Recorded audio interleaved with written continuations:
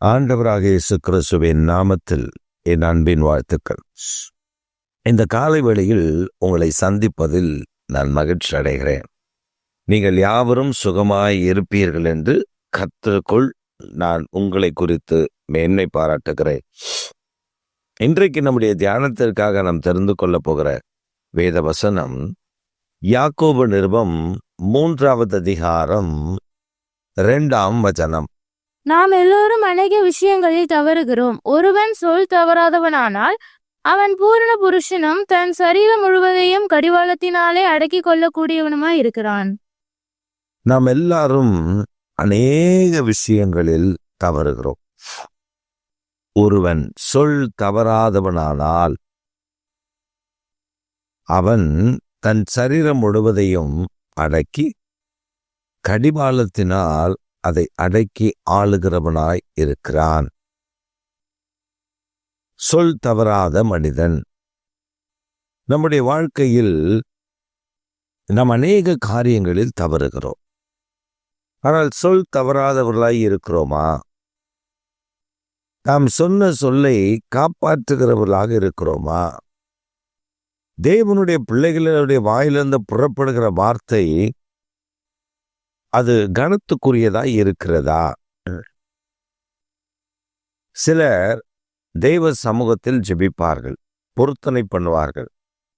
ஆனால் அந்த காரியம் நடந்தேறின பின்பு அந்த பொருத்தனை நிறைவேற்ற மாட்டார்கள். சொல் தவறுகிறது.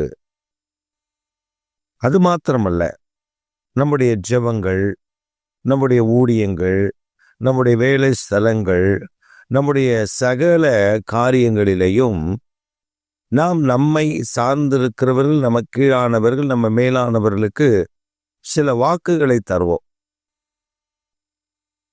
ஆனால் அதை நம்மால் நிறைவேற்ற முடியுமா?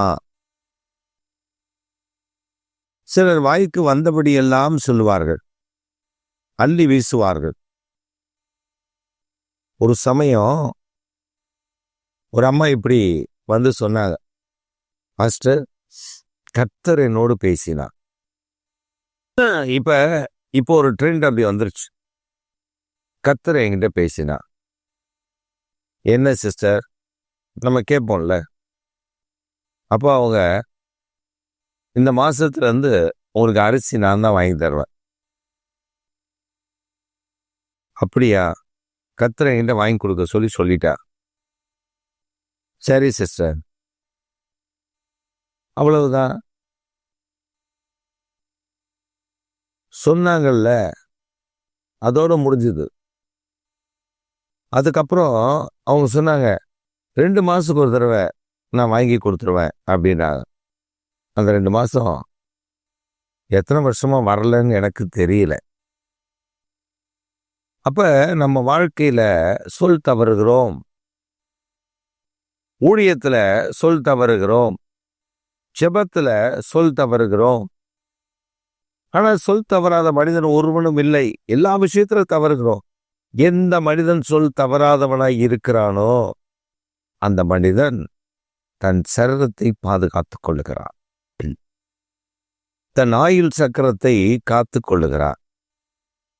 கடிவாளம் போட்டு அதை கவனமாய் காத்து கொள்ளுகிறான் என்று வேதம் மிக தெளிவாக நமக்கு கற்றுக் கொடுக்கிறது.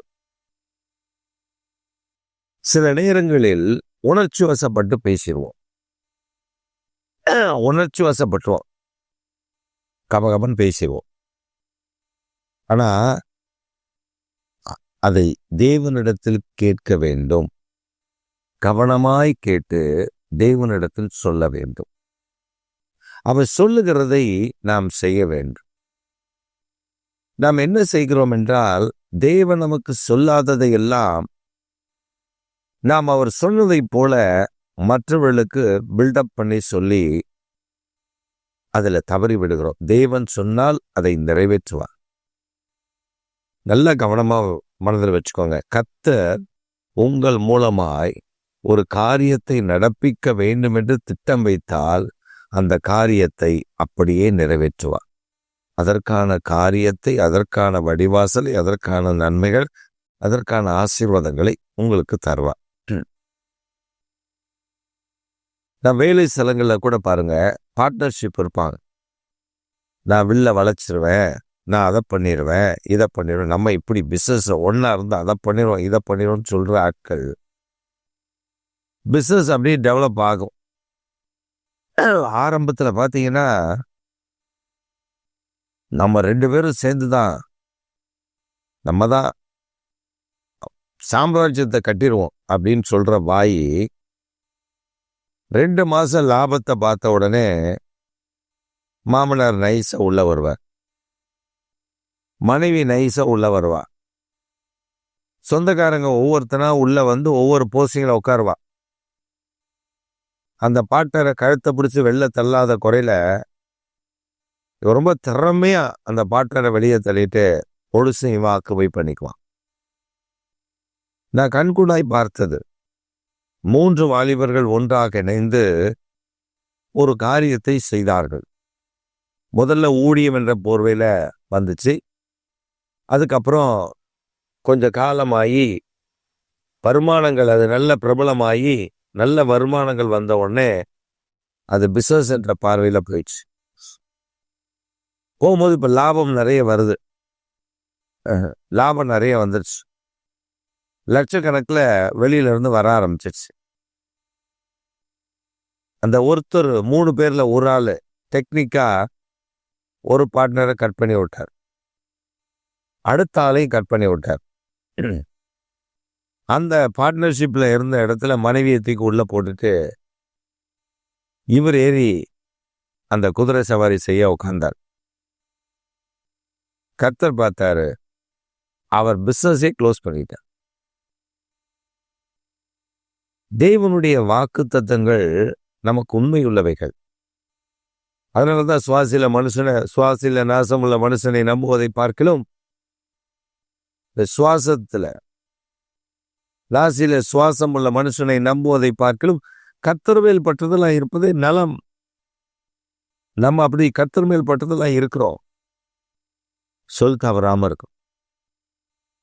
ஜெபிக்கிற வாயால நாம் சொல் தவறிடக்கூடாது. ஏன் தவறக்கூடாது தெரியுமா? வேதம் சொல்லுகிறது, குதிரை அதை நடத்துவதற்கு அதற்கு கடிவாளம் போட்டு அதை நேர்வழியாய் நடத்துவார்கள். அதே போல நம்மையும் தெய்வ சமூகத்தில் ஆராய்ந்து அறிந்து நாம் பேச பழகி கொள்ளணும். பதறி போய் நம்ம சில நேரத்தில் சொல்லிடுவோம், பதட்டத்தில் நம்ம சொல்லிடுவோம். அதெல்லாம் சொல்லக்கூடாது. பதட்டத்திலையோ பதறியோ அதெல்லாம் ஒன்றும் சொல்லக்கூடாது. உண்மையா கர்த்தரை நோக்கி, கர்த்தருடைய முகத்தை நோக்கி பார்த்து ஆண்டவர் நமக்கு என்ன செய்ய விரும்புகிறார் என்று கேட்டு விசாரித்து நாம் சொல்லணும்.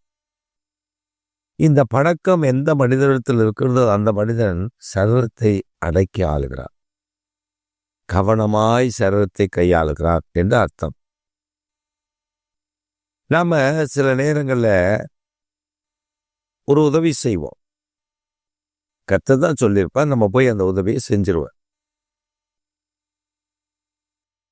மறுபடியும் அவர்கள் வேறே உதவியை நம்மிடத்தில் எதிர்பார்ப்பார்கள். நம்ம தெளிவா சொல்லிடணும், இதை செய்ய சொன்னாரு, இதை என்கிட்ட சொல்லலை.